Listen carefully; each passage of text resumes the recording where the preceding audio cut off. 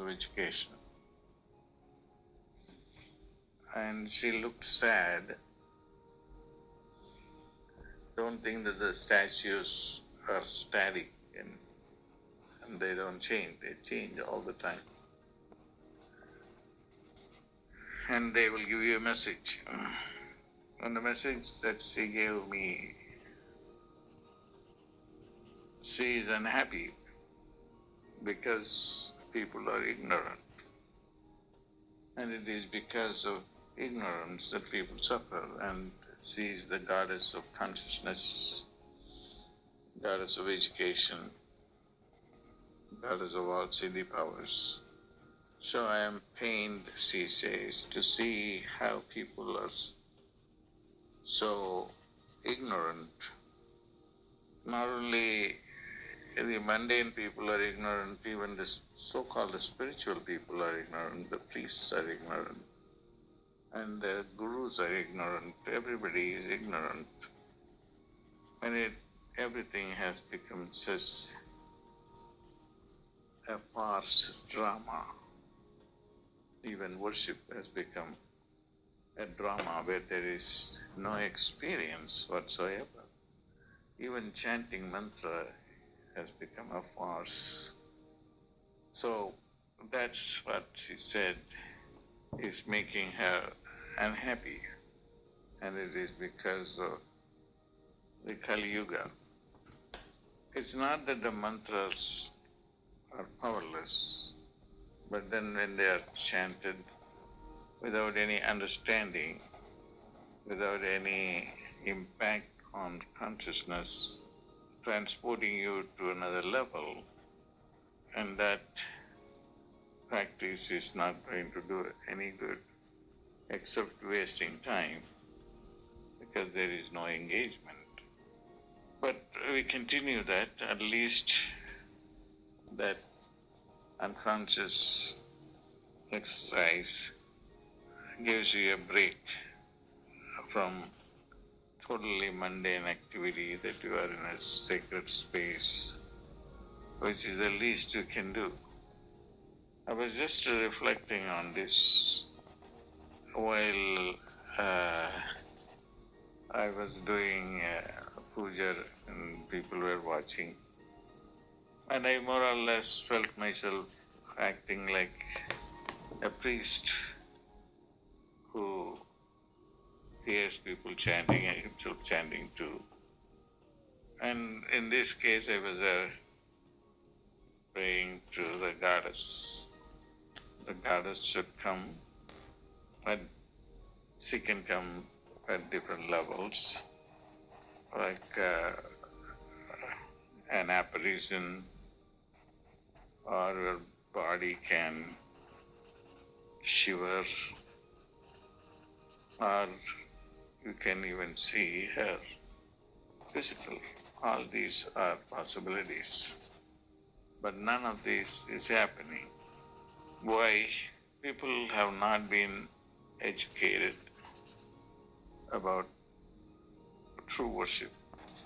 If you go to ancient traditions, whether it is Greece or Mexico or India or Egypt, or even some primitive traditions, people get into a trance in order to experience God. In the Indian American tradition, American Indian, Mexico and Peru and Mesoamerica, people used to take ayahuasca so that you can transform into a different state of consciousness in which you are possessed by the god or goddess you are worshipping. And the narcotic drink helps transform you. Not that I'm saying that all of you should get into taking ayahuasca or some other substance in order to get into a state wherein you can see God or feel God or experience God. There are other exercises like changing the breath or understanding a mantra and then experience it instead of just like a robot chanting.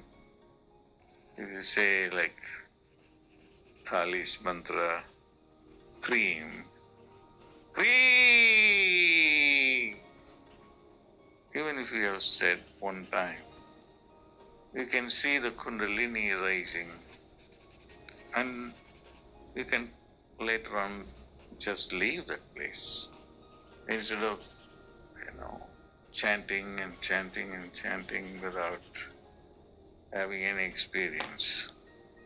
You can practice anything like that, any mantra. Shri,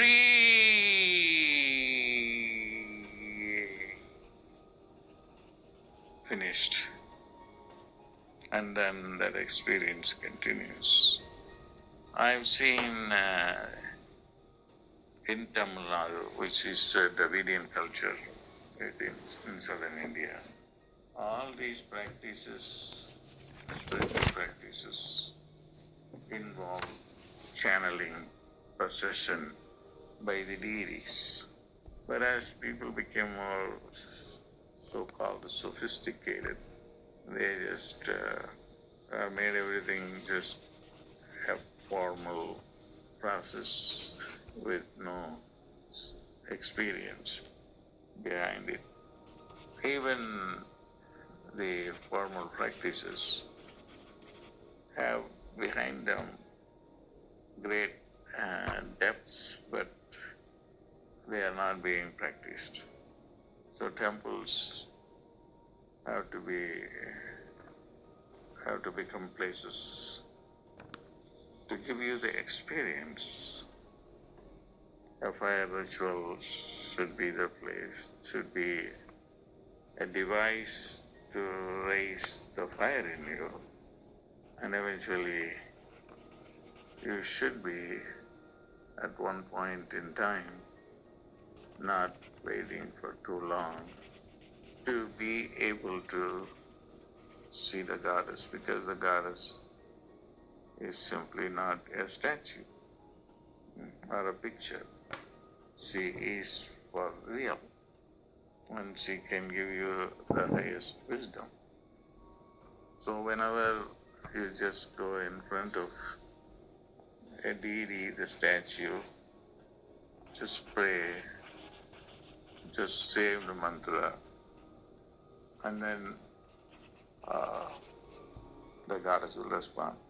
Swami Ramalingam prayed to the goddess, and he goes and stands like everybody does, and the goddess still remains a statue, and his mind remains stupid, and he says, Teriya vagayar chiriyen talarndeen Tariyadanitha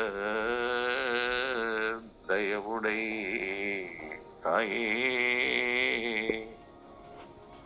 And he is talking about his experience. My mind is totally stupid. I don't understand anything.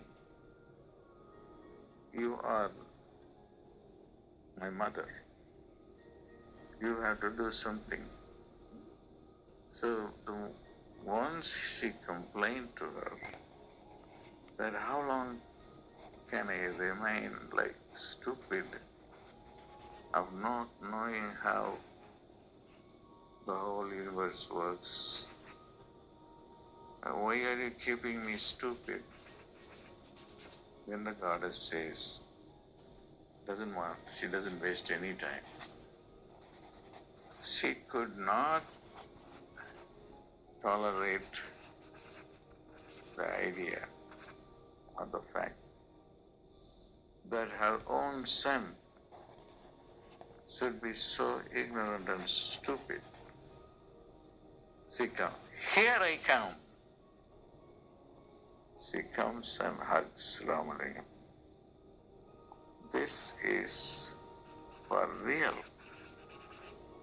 Do we have any of these real experiences brought to our attention and people's attention? So whenever he went before a deity, he always said, I don't see anything, I only see your statue. How long can it go like this? Do something. And cry, and then she comes in and gets it. Total understanding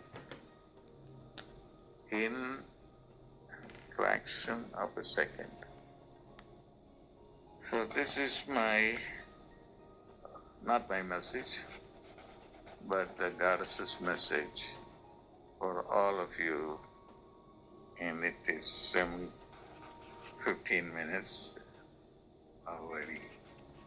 And it shouldn't take 15 minutes. But we have created language, concepts to slow time because of our material nature. All this can happen in a fraction of a second.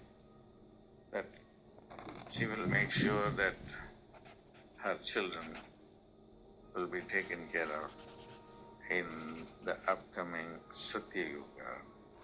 We are already in the Satya Yuga, dawn, pre-dawn time. God bless.